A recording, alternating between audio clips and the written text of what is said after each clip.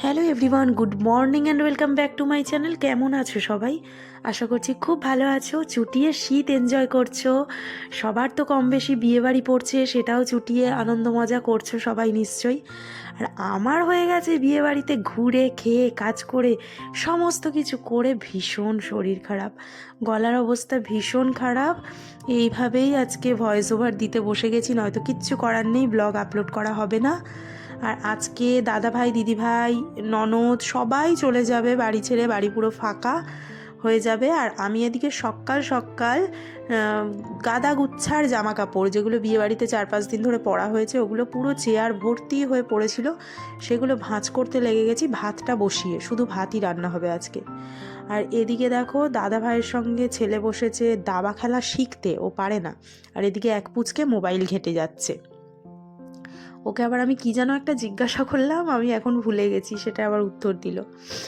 আর ওদিকে ভাতটা হয়ে এসেছে, নামিয়ে নেব, এবার গিয়ে স্নানটা করে নেব। আজকে তেমন কাজবাজ নেই, আর দেখতেই পাচ্ছ ঠান্ডা লেগে কি অবস্থা হয়েছে, জ্বরও এসে গেছে। ঠান্ডা লেগে চরম অবস্থা আর কি সকলের। তো একদম শরীরটা ভালো না, ছেলেরও প্রচুর ঠান্ডা লেগেছে। শুধু ভাত বানালাম, দিদি ভাইরা তরকারি করেছে, আমি আর রান্না করিনি। আর এখন এই চুলটা যে বেঁধেছিলাম না পার্লার থেকে, ওরা তো হেয়ার সেটিং স্প্রে লাগিয়ে লাগিয়ে তারপর পাফ করে করে কেমন একটা করে পুরো জট পাকিয়ে দিয়েছে। আমি বারণ করেছিলাম কিন্তু মেয়েগুলো শোনেনি, বললো না ভালো লাগবে না, হ্যানা ত্যানা বলে এসব করেছে।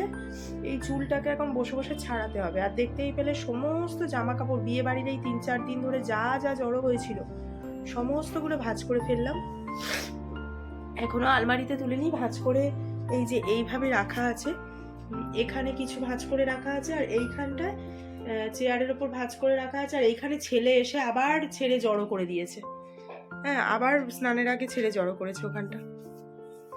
তো এখন চুলটাকে ছাড়াবো, বিরক্তিকর। এই জন্যই আমার দ্বারা সাজগোজ হয় না। ওই আমি যেমন নর্মালি সাজি ওটাই আমার জন্য ঠিকঠাক আর কি, এত ধৈর্য লাগে না। এখানে আমি স্প্রে করে করে চুলের জটটা ছাড়াচ্ছি। আর হ্যাঁ, একটা কথা, তোমরা হয়তো ভাববে যে দাদা ভাইরা কী খাবে, শুধু ভাত রান্না হলো। দাদা ভাইরা আজকে ওপরে খাবে আমার দেওরের কাছে, মানে ওরা খেতে বলেছে আর কি সবাইকে। তো ওরা আজকে ওখানেই খাওয়া দাওয়া করবে, ওপরে রান্না বান্না হচ্ছে আজকে। আসলে আমার প্রচণ্ড ঠান্ডা লেগে গেছে, বুঝতেই পারছো, বিয়েবাড়িতে একটু স্টাইল করতে গিয়ে ঠান্ডাটা অ্যাকচুয়ালি লেগেছে। মানে প্রচণ্ড জলও ঘেঁটেছি, আর এই কদিন আর শ্যাম্পু করেছি বেলা করে, তারপর শীতে গায়ে কিছু দিইনি তেমন। স্টাইল করতে গিয়ে আমার এই অবস্থা, জ্বর এসে গেছে আর সর্দি প্রচণ্ড হয়ে গেছে। বসে গেলাম, দেখো সবার ঠান্ডা লেগেছে তো তো এখানে মাখন দিয়ে একটু গরম ভাত খাবো, কাঁচা লঙ্কা দিয়ে আর এই মাছ ভাজা দিয়ে। আর এখানে মাছের মাথা দিয়ে ডাল দিয়েছে দিদি ভাই, বিট আলু ভেজেছে, ওদেরকেও দিয়ে দিয়েছি খেতে। আর এখানে পোস্ত আছে, আলু পোস্ত, আর এখানে একটুখানি শুটকি মাছ। তো এটা দিয়েই আজকে খেয়ে নেবো আমরা।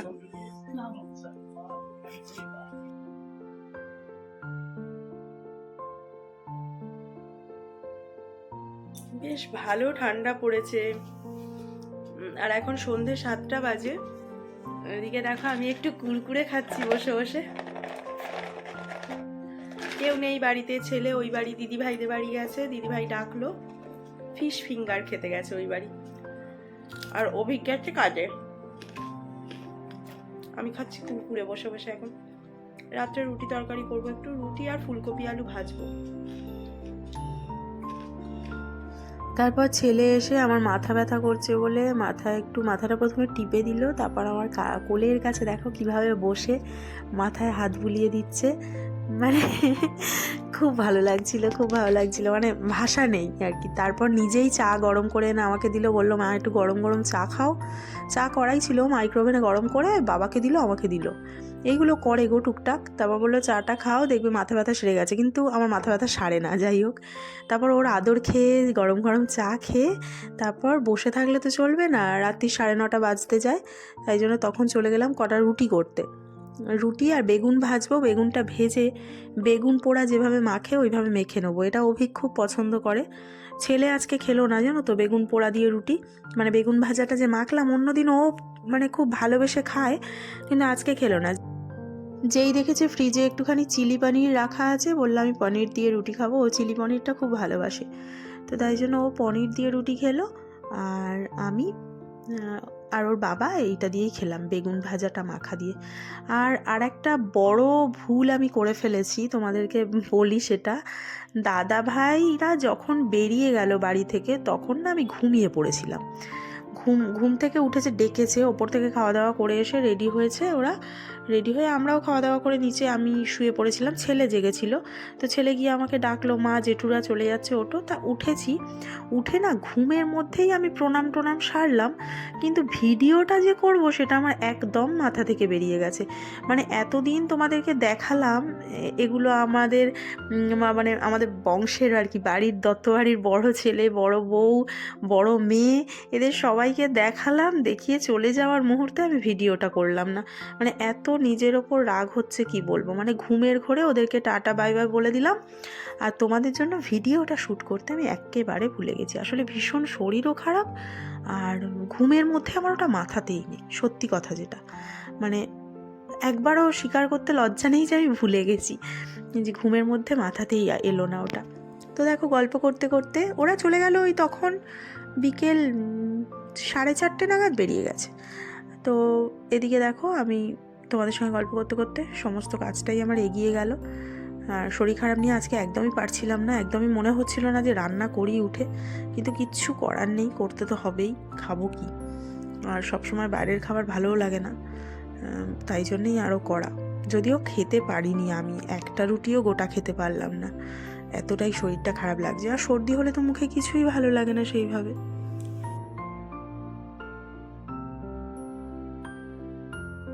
ওই বাড়িতে মাকে আবার একটু ফোন করলাম রান্না করতে করতে।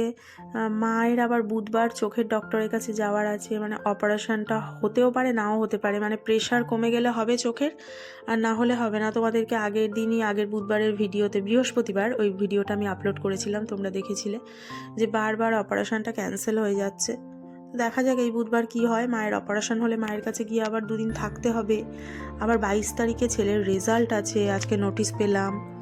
তো এই চলছে আর কি। আর এদিকে বেগুনটা আমি মেখে নিচ্ছি, কিন্তু চামচ দিয়ে মাখতে গেলাম, গরম বেগুনটা বলে মাখা হলো না, সেই আমাকে হাত লাগাতেই হলো, মানে পোষাচ্ছে না মেখে আমার ওইভাবে।